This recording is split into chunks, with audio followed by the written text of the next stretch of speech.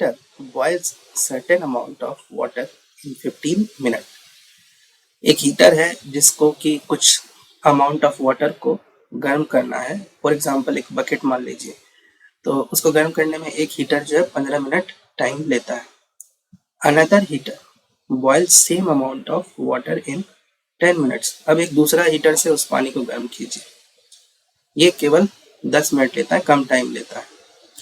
Time taken to boil same amount of water when both are used in parallel is।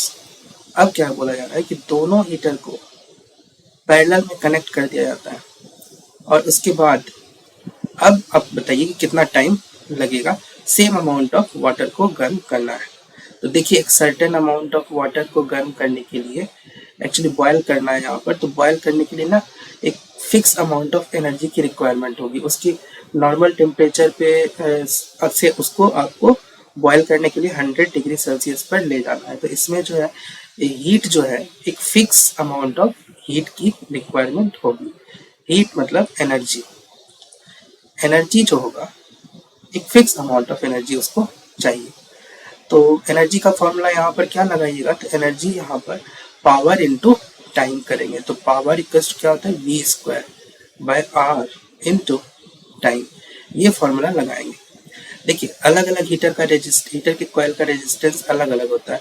तो आप लगाइएगा V square by R one into T one और उसी के according time अलग हो जाएगा। उसी तरह से V square by second heater के कारण लगाएंगे, तो उसका मान लीजिए रेजिस्टेंस R2 है और वो जो टाइम लगाएगा T2। आप इस तरह से लगाएंगे।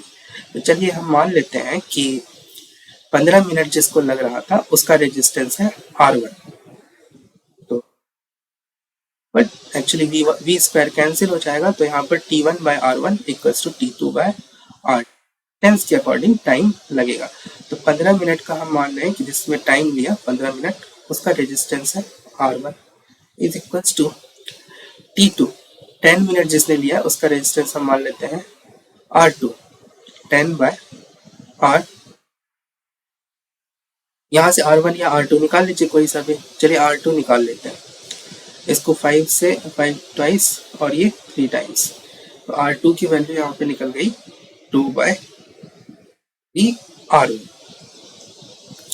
ये हो गया। इसके बाद क्या क्वेश्चन में बोला जा रहा है कि दोनों हीटर को अब आप पैरेलल में कनेक्ट कर दीजिएगा। पैरेलल में रेजिस्टेंस क्या होता है, 1 by R equals to 1 by R1 plus 1 by R2।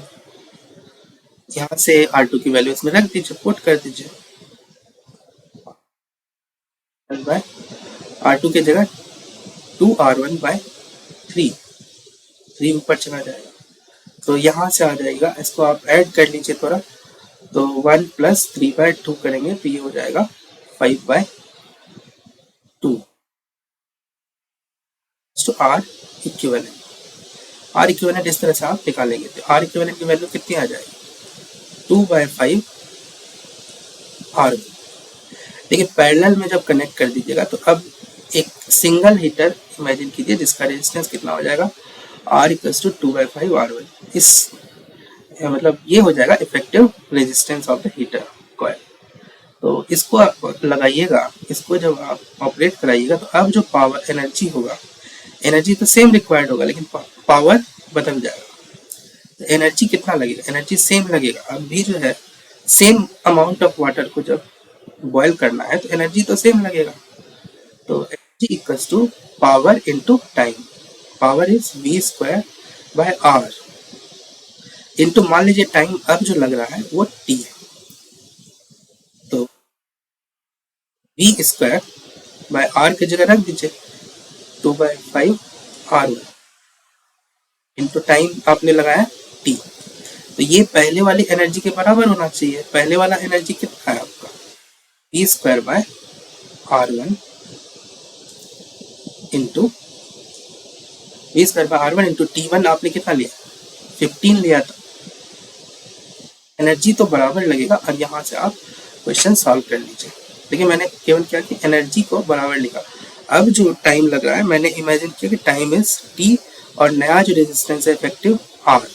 तो टी और आर की जगह मैंने रख दिया 2 बाय 5 R1।